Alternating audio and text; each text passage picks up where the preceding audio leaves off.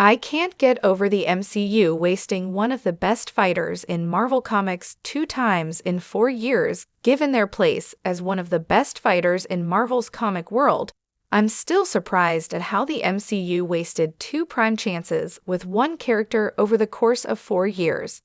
Making a multi-billion-dollar superhero movie empire doesn't seem to be an easy task, and the increasingly elaborate and busy MCU timeline naturally has had some complications along the way as a result.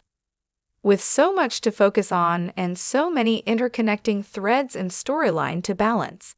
one common complaint with the MCU is that it leaves major storylines, cliffhangers, and characters unaddressed for years. While this can lead to some major payoffs, like cliffhangers getting answers when you least expect them, or storylines tying into one another in ways that enhance both of them,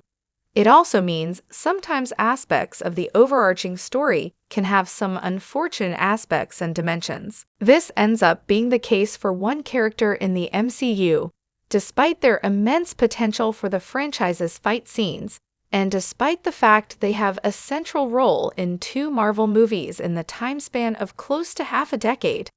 The MCU took Taskmaster's story in a different direction to the comics,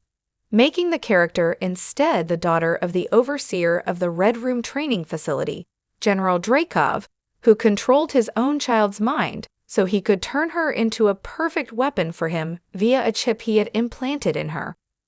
While different, this premise is one that had real potential for the MCU and allowed Taskmaster's story to be more immediately tied to Black Widow's story, while also providing a more sympathetic picture of the character that suggested a redemption arc could be possible for her. Black Widow did provide Taskmaster some big action scenes and brought some big changes in the character's life via freeing her from the General's control, but limited Taskmaster's on-screen potential by giving us very little time to see Antonia Dreykov acting under her own free will or volition, meaning we end the movie knowing incredibly little about the character. With minimal looks at Taskmaster's personality, motivations, or whether she'd serve as a villain or hero going forward, the character is reduced to almost feeling like a plot device to some degree, tampering with how interesting her premise is.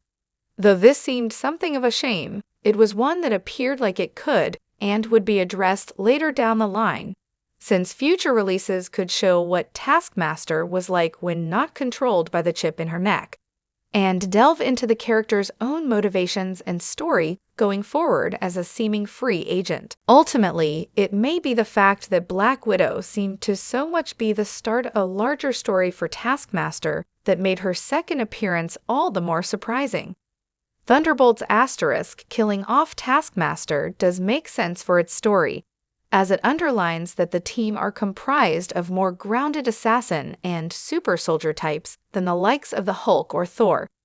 Indeed, this moment shows just how different the story of the group that will become the new Avengers is from the original MCU Avengers, since a character who was promoted to be a prospective part of the team is instead murdered in its opening scenes.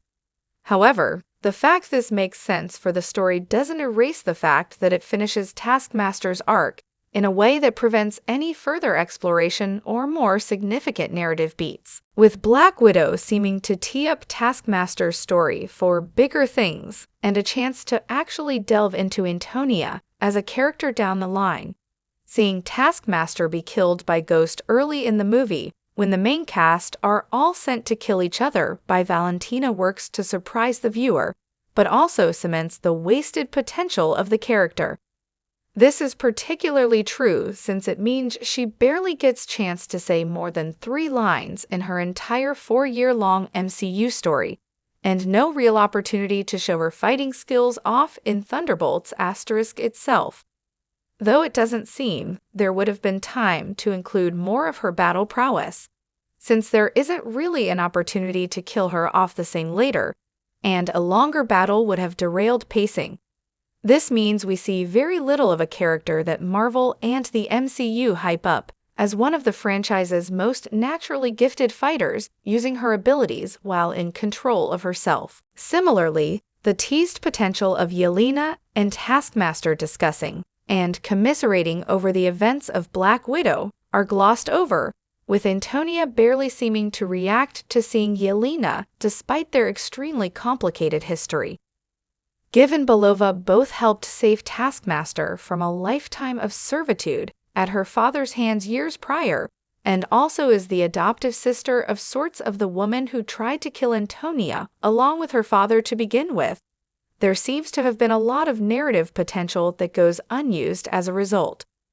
Given the extensive comic history Taskmaster has had during the almost 50-year-long stretch that the character has been a part of Marvel's story, the fact the MCU's version of this story appears to end after having barely begun seems somewhat surreal. As a character who is a perfect opponent to almost any other MCU figure, it seemed like Taskmaster could have worked for a massive range of roles and served as a Swiss Army knife of sorts for when the MCU needed to present a challenge to one of their heroes or villains. With Black Widow leaving it vague as to whether the actual person behind the Taskmaster mask was a hero or villain,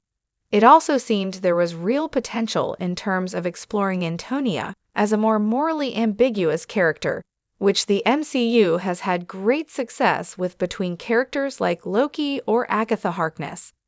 Instead, Taskmaster's story ends up a footnote in the annals of MCU history, and one that seems at least a bit of a waste, even if the circumstances behind it do make sense.